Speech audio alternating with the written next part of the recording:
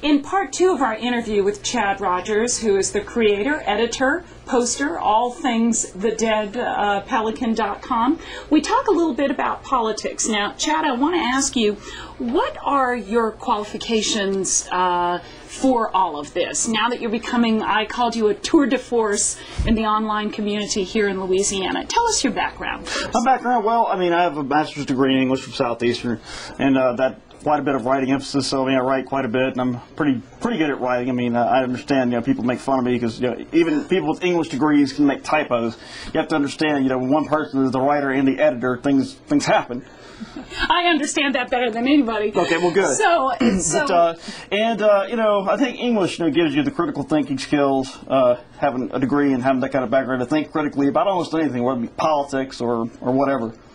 And, so let's talk about politics. Yeah. What type of role do you think your website's going to have in the gubernatorial race? It clearly links things that are going on with Mr. Jindal. Yeah. It was heavily involved in covering the bro issue. Yeah.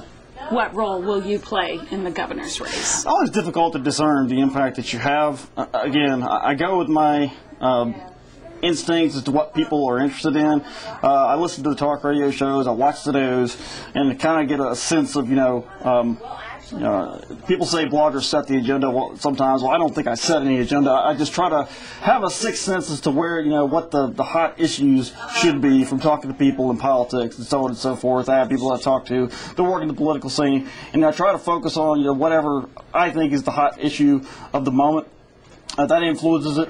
As far as in the election, I'm not so sure because, I have a pretty good sized readership, but, I've editorialized before, like the last Secretary of State's election, I think it was. I editorialized. I didn't endorse a candidate, but I did write an editorial saying, let's get out there and vote. No matter who you're going to vote for, I encourage all my readers to go out and vote. And, turnout was pretty low and pretty pitiful. So you don't feel like you really had an effect on it. I do not. So, look, it's very difficult to gauge. It is.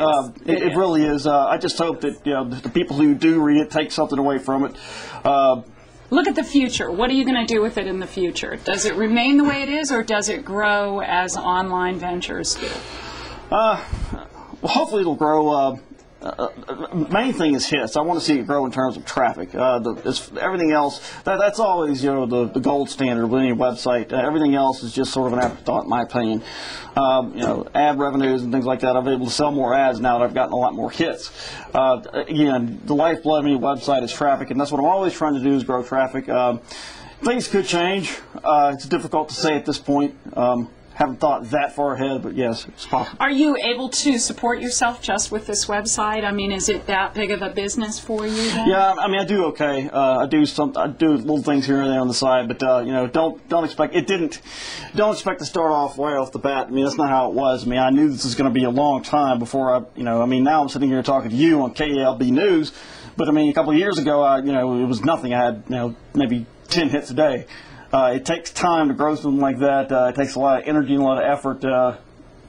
Probably you have to take losses at first, as in anything else you start off with. So, do you have competition, or are you the top guy in the state right now? What are your thoughts on that? Well, we're veering off into your website now, and we were supposed to talk about politics. But how about asking? I'm told. Somebody told me that I was the most read website of its kind. That's what people have told me in the state of Louisiana. That's what I've been told. But you don't believe your own press. Yeah, I don't. I just put as much into it as I possibly can, and like I said, that's everything else is sort of a byproduct of that. The interest in it, and all the responses that I've gotten is a byproduct of the time and the hard work I put into it. And I think it's not to be boastful, but I think it's one of the better news websites in the state. There's quite a few out there, quite a few of them which are linked in the center column of my site. There's a lot of bloggers out there. If you look in the center column of my site, there's plenty of blogs that I have linked. They're all good to read as well. So It looks to me as if that's what you're creating, which is an online community that perhaps you and I will be talking maybe in 6 months to a year from now about how it grows and how it explodes. It does strike me as if it is beginning, you know, it grows and shrinks and grows and shrinks, but we'll see, won't we? Sure, we will. As it comes through the gubernatorial election and all of those other things. But it's been our pleasure to talk to Thank you, you. Chad. Sure. Thank you for taking time Appreciate out. it. Of course, we do always ask that you give us your comments. They are moderated here at KOB.com. And then feel free to take part in the discussion as well at senlamedia.blogspot.com, which is a blog that we started, and it's related here, of course, to KOB.com. Thanks so much for joining us.